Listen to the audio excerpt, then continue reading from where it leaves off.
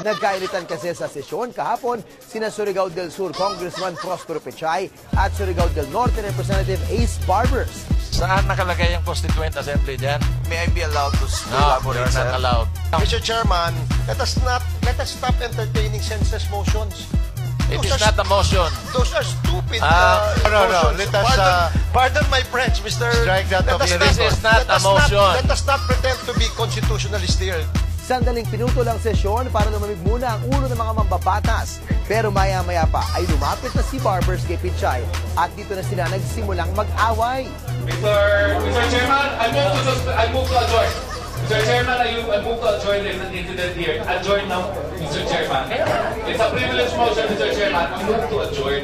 Dahil dito, napilitan ng komite na itigil na lang muna ang sesyon. Humingi na ng paumanin si Barbers sa nangyari habang balak naman ni Pechay na magsampa ng reklamo sa House Ethics Committee.